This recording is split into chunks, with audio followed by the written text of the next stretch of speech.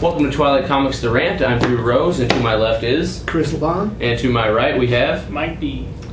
Alright, so big movie opened this weekend. Hopefully everybody out there knows what it was. It was Green Lantern, which I give 2 thumbs up. So what do you think about it first, Chris? I give it maybe a half a thumb up. Half a thumb up? Yeah, half a thumb Just up. half a thumb. Kind of like it. How can you give it half a thumb? I know you were just talking about how you enjoyed it. Look, like I enjoyed it. If, like I said, you take the nerd out and you go and watch a fun summer movie, you will enjoy it. But once the nerd kick back in, you break down the movie, then you start having problems. But you have to understand too that they don't make it for the nerd; they make it for the general masses. Because not everybody out there knew what Green Lantern was. Granted, even the older people growing up should have known because it is an older, originated in the Silver Age. Mm-hmm. So even the older people should have known. So they have to make it a movie that's going to cater not just to the nerds like us, but to the general person who doesn't know or is not familiar with Green Lantern. So as an action movie, it's definitely 2 thumbs up. Now I can agree with you, with the half a thumb as far as a nerd movie.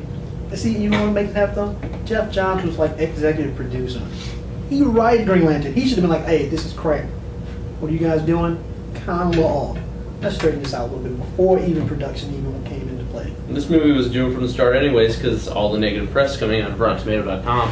Screw RottenTomato.com. Well, I actually started before that. It did start with before the casting of Ryan Reynolds as Hal Jordan. Because everyone is holding it up to be either Iron Man or Dark Knight, which we all know that's not going to happen because those are 2, lightning really, in a bottle. Yeah. But like I said, before it even started, people were dogging it like it's not going to do any good because it's not Superman or Batman. And well, we all know what happened last time they did a Superman movie, Bryan Singer. Congratulations by sinking 2 movie franchises in one fell swoop. And my other problem was, one, Sinestro wasn't used enough. I agree. Great Sinestro performance. Mark Strong did phenomenal. Get used. Pissed me off. I'm like, dude, if I was going to cast Sinestro, that would have been it right there. And then Parallax, poop monster. That's funny. I agree with the Sinestro part, especially the ending. I think that they needed the ending to make it used for a sequel.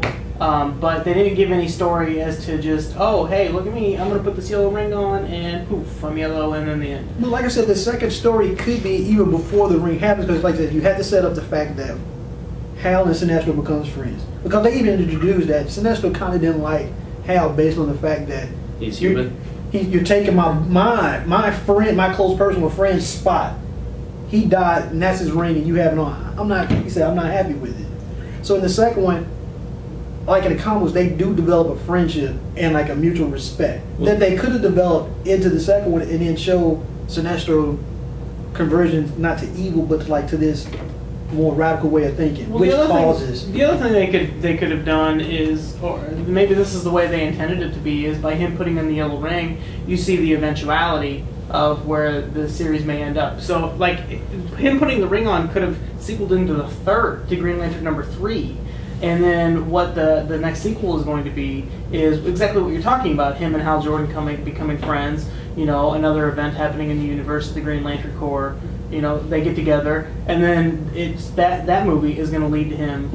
I can see that, but like I said, it was no setup for the ring. The thing was, they don't have to do anything because it's a movie verse, so they can handle it however they want, which, I understand where you're coming from. And 2, they don't necessarily have to make him a bad guy immediately. They could make him think prove to the Guardians that maybe he's harnessed the yellow power and he can control it, but really behind the scenes he's built an army.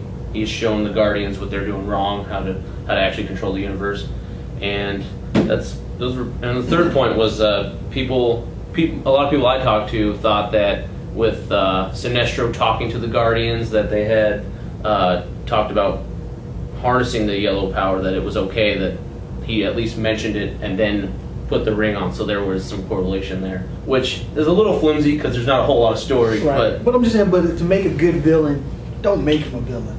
Like his name's Sinestro. But I'm just saying, the best villains are the ones who are like I'm gonna rule the world and treat people like crap. The best villains are the ones who think they're doing right. Doctor Doom. Doctor Doom. They always think what I'm doing in this situation is right for the world. You may not see it now, but once it happens and I take over the world and run it the way I'm supposed to, you're like, dude, that was a great man.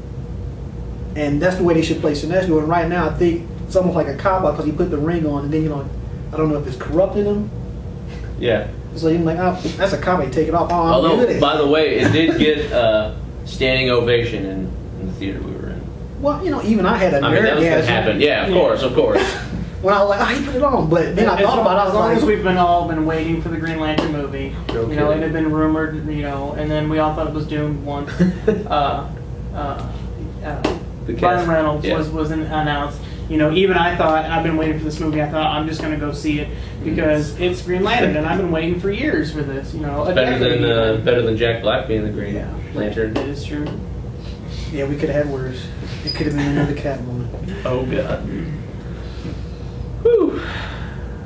We could go on and on about this movie. Yeah. We've already discussed this, how we could even remake the movie, but yeah, we've only got a short podcast. We've got what we got, and 2/3 of us are happy enough with it. That's 66. Let's say 100%. Like I said, just go to enjoy something. I would give it like a 75 on Rotten Tomato. I'd give it a 70. I should say it should have between 70 and 75%. Yeah, I agree. It's not great, but it's not the worst movie you're going to see all summer. It did not deserve the criticism that it was good. Like I said, if you take the geek out of yourself and actually watch it, you will like it. Yeah. I've seen it twice. I've seen it once. I was happy both times. I watched it the second time to see if there was anything that I didn't like, which the only thing I didn't like really was Amanda Waller getting smacked around. Don't get me started about... no way that would have happened. She shouldn't even been in the movie anyway. Yeah. I'm a scientist. She's supposed to be a badass. She is a BA. All right. So.